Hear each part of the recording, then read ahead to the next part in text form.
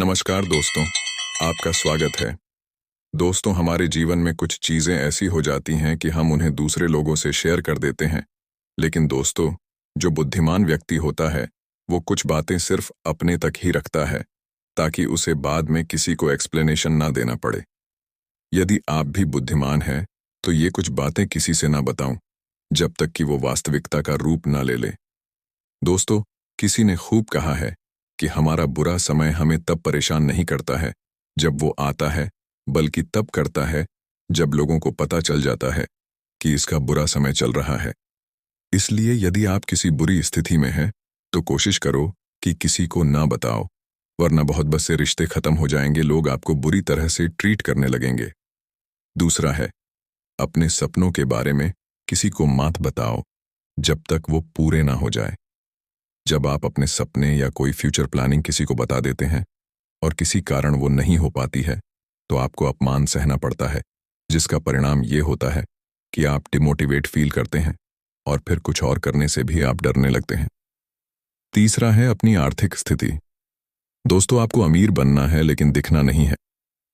कुछ लोग ऐसे होते हैं जो थोड़ा सा पैसा आते ही शो ऑफ करने लगते हैं, लेकिन एक बात याद रखो, जो वास्तव में अमीर होता है उसे कुछ दिखाने की जरूरत नहीं पड़ती।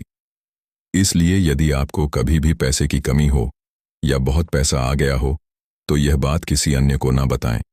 इससे ये फायदा होता है कि आपके आसपास के लोगों की सच्चाई आपके सामने आती है और वो लोग जो आपकी दौलत को देखकर आपका सम्मान या असम्मान करते हैं, उनकी पहचान हो जाती है और आप उन्हें अपनी जिंदगी से दूर कर सकते हैं। चौथा, जो सबसे महत्वपूर्ण है, वो है अपनी कमजोरियां और डर। दोस्तों, ये ऐसी चीजें हैं जो हमें बतानी भी होती हैं, लेकिन ये समझना जरूरी है कि कब और किस बतानी है। हमारे आसपास बहुत से लोग ऐसे होते हैं जो आस्तीन के सांप होते हैं, जिन्हें गांव की भाषा में कहते हैं कि रोकर पूछना और हंस के उड़ाना। जी हाँ, बहुत से लोग ऐसे ही होते हैं जो आपसे आपकी परेशानी को जान लेंगे और फिर उसका फायदा उठाएंगे। इसीलिए अगर आप किसी से अपने दुखों को बताना ही चाहते हैं तो किसी बहुत करीबी दोस्त को बताएं, ताकि वो आपकी परेशानी को परेशानी ही समझे, ना कि आपकी मजाक उड़ाने की तकनीक।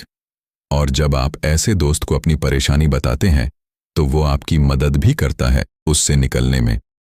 पांचवां है पुण्य कर्म। दोस्तों, एक कहावत है कि अच्छाई इस तरह करो कि आपकी परछाई को भी पता ना लगे।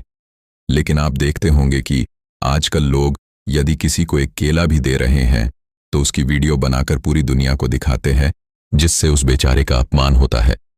दोस्तों, मदद ईश्वर को खुश करने के लिए होती है और वो तभी खुश होता है जब आप ऐसी बातों को गुप्त रखें। इसलिए ध्यान रखिए कि मदद इसलिए करे कि आपको मानसिक शांति प्राप्त हो, न कि सोशल मीडिया पर दिखाने के लिए। इसे सुनने के लिए आपका बहुत बहुत धन्यवाद। जय हिंद, जय भारत।